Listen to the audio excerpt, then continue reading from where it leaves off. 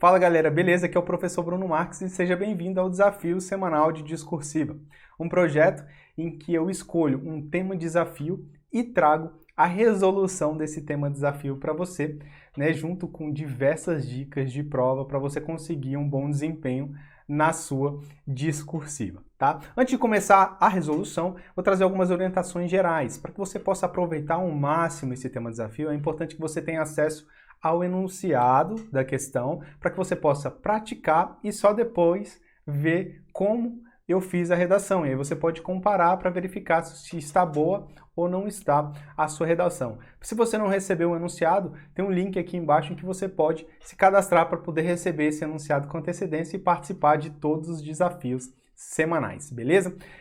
Agora, se você também tá vendo o desafio aqui, mas queria temas mais direcionados para o seu concurso, eu te convido a conhecer a Biblioteca de Discursiva.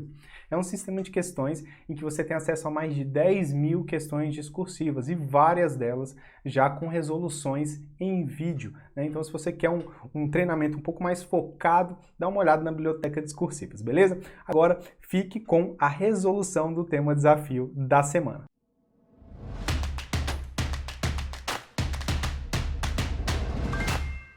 Fala galera, beleza? Seja bem-vindo a mais uma resolução de prova discursiva. Na aula de hoje a gente vai responder a uma questão inédita elaborada pela equipe do Você Concursado acerca de direito tributário, tá? Questão que cobra alguns conceitos ali que são bastante exigidos em provas, tanto objetiva quanto discursiva. Para poder responder a questão, a gente vai utilizar a nossa estratégia, que é analisar o enunciado, montar o rascunho eficiente e, por fim, trazer uma proposta de resolução para você. Vamos lá.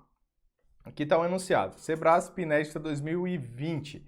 Aqui tem uma situação hipotética, aqui um comando da questão e, por fim, os tópicos. Situação hipotética traz o seguinte: a indústria Alfa, localizada em Maceió, fabrica fornos e fogões, que são tanto de uso doméstico, comercial e industrial. De acordo com a lei desse estado nordestino, a comercialização dos equipamentos dentro do estado está sujeita ao recolhimento antecipado do ICMS por substituição tributária. Os equipamentos vendidos são 100% nacionais.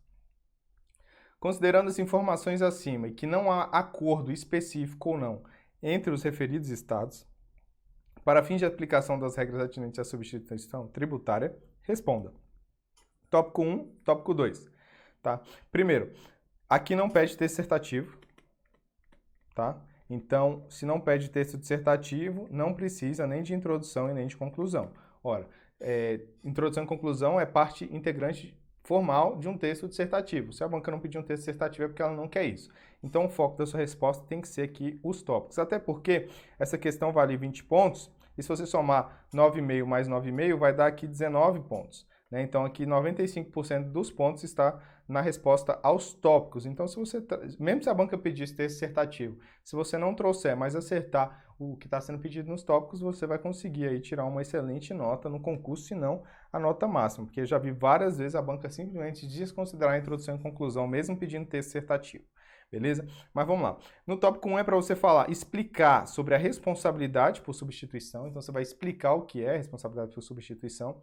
E depois, no tópico 2, você vai ter que diferenciar a substituição tributária progressiva de regressiva e qual é a hipótese descrita no exemplo da questão. Então, aqui você tem o subtópico 1 e o subtópico 2, tá? Então, você vai ter que analisar a hipótese aplicada no caso concreto ali. Isso tudo para ser respondido em 20 linhas. Então, para poder responder, você vai utilizar o seu rascunho, né? O rascunho eficiente, ele é estruturado de acordo com a estrutura argumentativa de um texto dissertativo. Porém, como a gente viu que não precisa de um texto dissertativo, a gente não vai precisar de introdução nem de conclusão. Logo, a gente não precisa citar assunto, nem tema, nem tese, porque esses tópicos são todos relacionados à introdução e conclusão. A gente precisa só focar nos tópicos. Então, o que é? Explica a responsabilidade por substituição. Aí você vai colocar aqui, responsabilidade por substituição.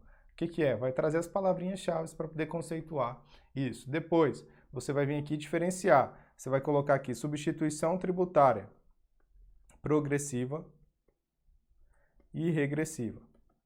Tá? Então, conceituar cada um, vai diferenciar, vai trazer características de cada um deles, né? Então, a característica que você trouxer aqui, você vai trazer aqui, né?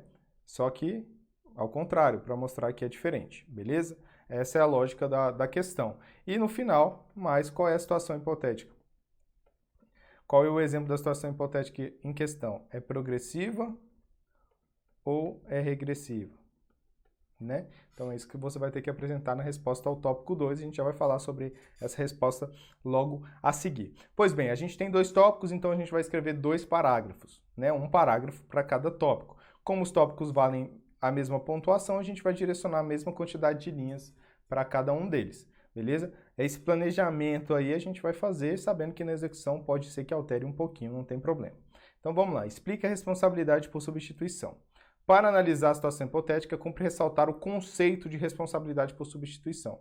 Veja que aqui no meu tópico frasal eu estou dizendo para o examinador o seguinte, ó, eu vou conceituar o que é a responsabilidade por substituição. No âmbito do direito tributário, aí eu utilizo isso aqui como um recurso de autoridade, a responsabilidade por substituição consiste na transferência da sujeição passiva da pessoa que possui relação direta para outra. Nesse contexto, a pessoa que diretamente pratica o fato gerador do tributo não é a responsável pelo pagamento da obrigação tributária, como é o caso do ICMS, beleza? Então aqui a gente tem um argumento principal. Esse argumento principal, ele traz o conceito, né? E ele traz o conceito aqui em 2 períodos ainda, para poder ficar bem fundamentado.